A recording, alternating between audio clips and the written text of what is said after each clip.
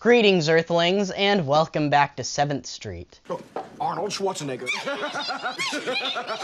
When it comes to horror anthology television shows, Tales from the Crypt definitely takes the cake, especially when it comes to being gory and scary, if I'm being perfectly honest. If you're unfamiliar with what Tales from the Crypt was, Tales from the Crypt originally started as a comic book. Back in the day. There were different ones. There were Tales from the Crypt, but there was also Tombs of Terror, Vault of Horror, things like that. They all involve these different morality tales with these kind of M. Night Shyamalan twists at the end. In the 70s, it was actually adapted by Hammer Studios, who did Vault of Horror and Tales from the Crypt as an anthology movie. But in the late 80s to early 90s, Robert Zemeckis took it to HBO and they did a horror anthology TV series all of you should be familiar with. It's got the Crypt Keeper, it's got that really iconic opening. And the fact that they were on HBO really gave them the ability to go as far as they wanted, especially when it came to nudity and gore, cursing. So I thought that we would do 7th Street Productions' top 5 Tales from the Crypt episodes. Tales from the Crypt. Number 5, Death of Some Salesman. This is a really hilarious episode. This one is much more memorable in my book for being funny than it is for being scary. It stars Tim Curry as almost every cast member in the episode. I forget the name of the main character in it, but he plays this traveling salesman who's actually just out scamming people out of their money. What if I paid you the money? Oh, ma'am, that would be illegal. Oh, I don't see why.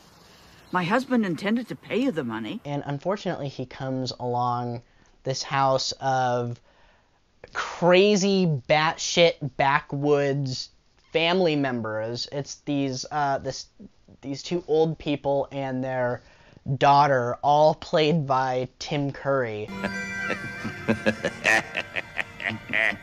It features one of the grossest sex scenes I've ever seen in my entire life.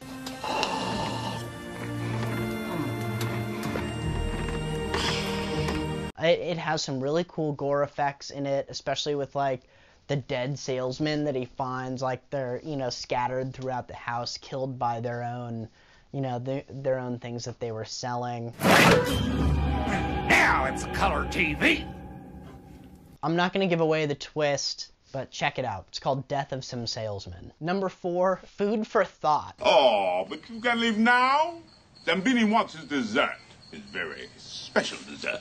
The kind that only Connie can give. Food for Thought is another episode that I saw on network television. I believe it was the first one that I actually saw all the way through. It's about this carnival in the 1920s, I believe, that's sort of reminiscent of the movie Freaks by Todd Browning. It's got all these different carnival freaks and different acts. But the story centers around this psychotic clown and his telepathic assistant, and she's able to read people's thoughts, especially people who sort of have, like, domain over her.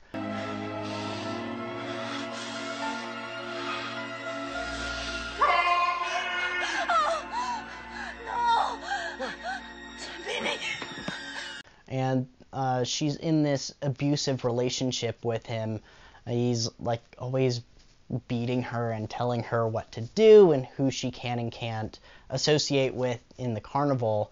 And she starts to secretly fall for this guy who is a fire eater, but he also has this really, like, I think he's also supposed to be the gorilla trainer. He has sort of this, like, friendship bond with the killer gorilla that they have at the circus. She sort of starts to plan to run away with this guy, to leave the circus and leave her psychotic clown husband-boyfriend. But while this is happening, the clown is trying to discover how to read people's thoughts as well, how to also be telepathic. And it turns out that he can hear her voices when, like, she's having, like, major emotions. So he starts to hear that she's planning to run away with this guy.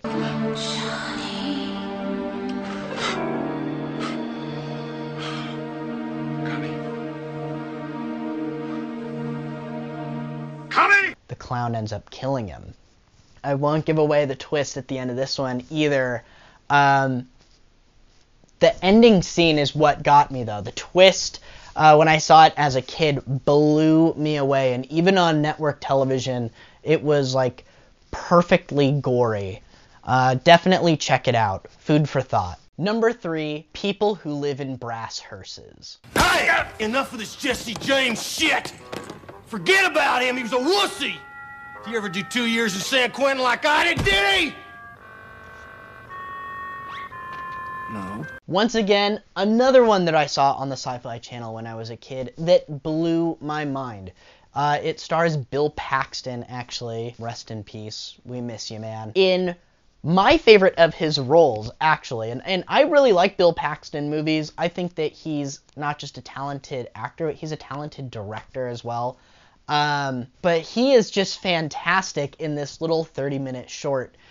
He plays one of the 2 DeLuca brothers, infamous DeLuca brothers. His younger brother is, like, kind of slow, and he's played by Brad Dourif. Brad Dourif.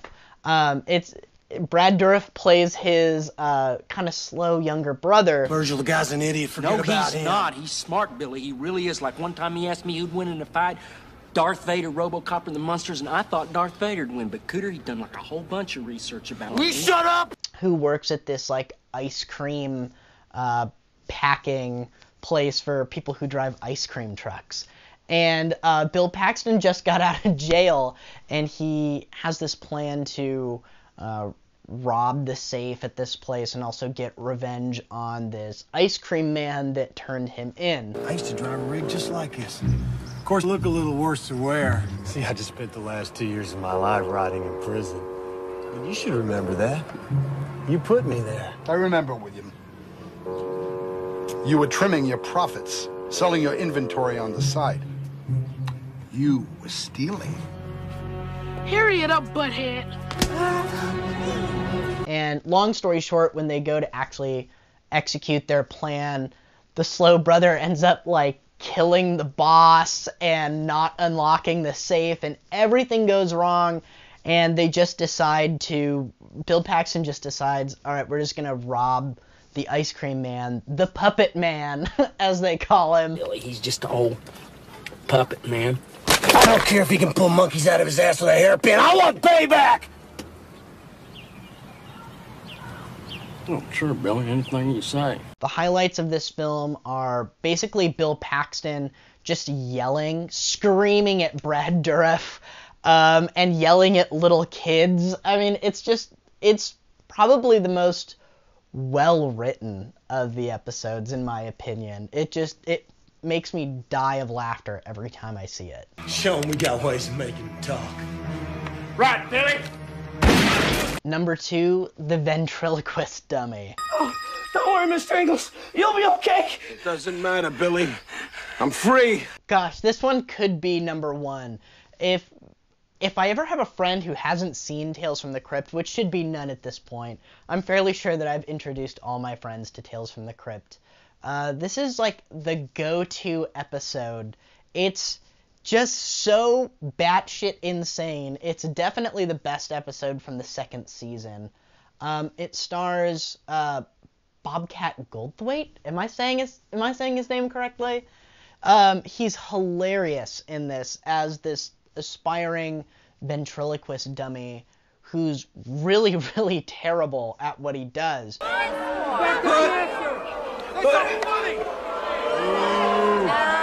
Seriously, folks. But he tracks down his hero, who was this ventriloquist dummy who had this, like, horrible accident back in the 40s or 50s, and invites him to come see his show, where he just completely bombs. And the old famous ventriloquist kind of just advises him to, you know, give up on his dream. And later that night, Bobcat is like throwing his dummy away and he hears this murder. My mother was right. Everybody's been right. Fuck you! And notices that it was probably his hero, Mr. Ingalls, and he goes back to Mr. Ingalls' house and confronts him about he's always killed all these different women and that the accident that destroyed his ventriloquist hand all those days back was all of his doing because he's really like this psycho murderer. And it turns out that it's not Mr. Ingalls, that it's his Vestigial Twin. Morty is my brother! And that's really who the ventriloquist puppet is. And that's not even giving away the twist ending, because that happens at like the halfway point of this episode. And the rest of it just becomes this like almost Looney Tunes-esque violence episode where it's Bobcat Goldthwait running around with a baseball bat, spouting out one-liners, just trying to smash this little severed vestigial twin that's running around. Moron! The pitch! Oh! Better swing! And number one, dig that crazy cat, he's real gone. I'm resurrected! Resurrection! Resurrection! He's alive! Resurrection! Gather round! Gather round! This was an episode that I first saw on Sci-Fi Channel, and then never saw it again. And every time I typed in a description to Google back in the day, back when Google was relatively new, gives you an idea of how old I am, I could never locate it. I couldn't describe it well enough for whatever reason, or the internet just blew back in those days. But anyhow, I finally, when I bought all of the seasons on DVD, like 6 years ago, I was so happy. I knew that I would run across it through watching the entire series, but I was so happy that it came like in the beginning of the first season. It is such a brilliant episode. It stars Joe Pantoliano from Empire of the Sun. I believe he's also in Sopranos. He's in The Goonies, I believe. And he plays this homeless man who has this horrible drinking problem, and then one day this like German scientist guy just walks up to him and says, "Hey, I'm going to give you some money to be a part of this experiment, but you can't ask any questions." So of course he agrees to it, and when he wakes up, he's got like this huge surgery scar on him, and he has no idea what's going on, and the doctor explains that he now has the 9 lives of a cat. He transferred... There apparently in this universe is like some sort of gland or organ in a cat that grants them 9 lives. So, of course, Joe decides not to use it for scientific research. He decides to run away to a carnival where he can use 8 of his 9 lives as a circus attraction and gain all this like wealth and fame, and then he can sort of just retire when he's used up 8 of his 9 lives. I'm dying to die! Come on, hit me! In the heart! Keep my heart on, as it will. Yeah! And the really cool thing about this episode is it opens with Joe Pantoliano being buried alive, and he's got this little candle, you know, and it's all dark in there, and you slowly realize that he's in a coffin, and he's being buried alive, and he's telling the story. I remember the day it all began. And then I gotta give away the twist at this one, because it blew me away when I first saw it. At the very end, he realizes that the cat also died. And all because of that poor little kitty. Or dead little kitty. Too bad he had to die. Wait a minute. I remember being about maybe 12, and watching that on TV. And the twist ending just blew my mind. I didn't see it coming at all. And when he remembered, he goes, oh, you know, it's a shame that cat had to die. And he goes, and at the same time, I went, oh my God! It was just so well done. And the idea that he's being buried alive just, like, really magnifies the gravity of the situation. I mean, what a horrific way to die. And it gives him all this time to realize that, you know, he didn't have 9 lives. He could have very easily just, like, died and never came back, and he would have died peacefully. But just the fact that he figures out and like, in his last moments, he's, like, panicking is really crazy. So that is, by far and away, my #1 favorite Tales from the Crypt episode. Somebody wait! I don't have 9 lives! You hear something, Al? Nah. Probably just a cat. Yeah, right.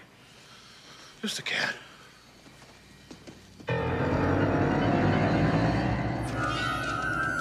There you have it, guys. 7th Street Productions top 5 Tales from the Crypt episodes. Make sure that you leave your top 5 favorite episodes in the comment below. If you guys like these videos, please drop us a like. Please subscribe to our channel. Shoot me a message. You know, I'll shout you out in one of these episodes if that's what you would like. Find us on Facebook. Find us on Instagram. We are 7th Street Productions. We also have some very cool original horror movies that have come out as of late.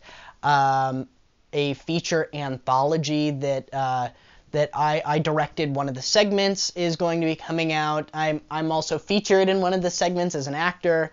It's called Spunk's Not Dead. Definitely keep your eye out for that. Keep your eye out for more 7th Street Production projects that are coming out. And stay scared.